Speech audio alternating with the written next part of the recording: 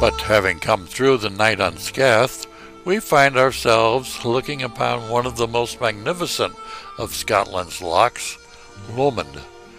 In early morning the water is calm, tranquil, and reflective. Mount Lomond is only now starting to emerge from the morning mist. The Scottish countryside is a land of the past, unchanging. Yet from day to day and hour to hour, there is change. Will this be another day of restlessness and foreboding, or will it be one of gentleness and welcome? The latter seems to be the case, as the brilliant sunshine strikes up a symphony of colors, as played by the changing leaves on a drive along the loch. The mists are clearing away from the mountain, and its soft-brooding colors are relieved by a cheerful little island in the waters of Loch Lomond. Moving away from the loch, we head towards the Highlands, past the occasional farmhouse and the fields of gold. The mist did not leave us entirely, making us realize that in this part of the world, change is always close by.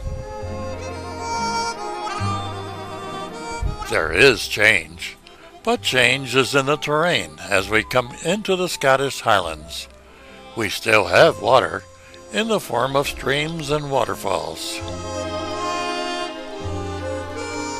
There are canyons and hills, and heather providing an irregular patchwork of color on the hillsides. This then is country that is wild, beautiful, and unexpectedly lonely. We can get as lost as on any mountain area or desert of the American West.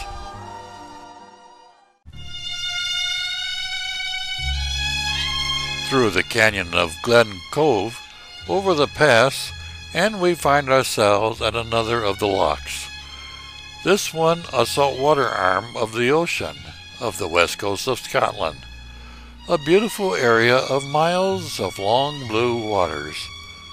A drive along the shore brings us back face to face with a mysterious past. On a hill overlooking Oban, the largest port in the west of Scotland, is a shell of what? Don, what is known about this structure?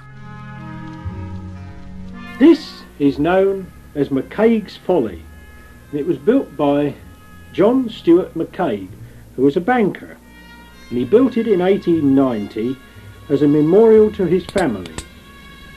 Mr. McCaig obviously was impressed by the Coliseum in Rome.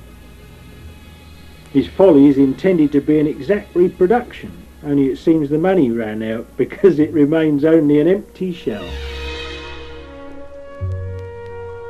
Sunset through this portal of a more recent past.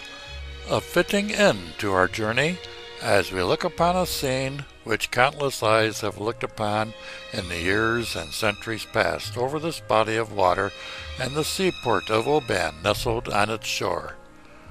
Somewhere over this planet, at any given moment in time, the sun is setting. But can any sunset of the world quite match that of the Highlands, impressing on the viewer in one sweeping panorama all that of which is Scotland, yesterday and today? Wild, lonely, unpredictable, and yet so gentle and so irresistible.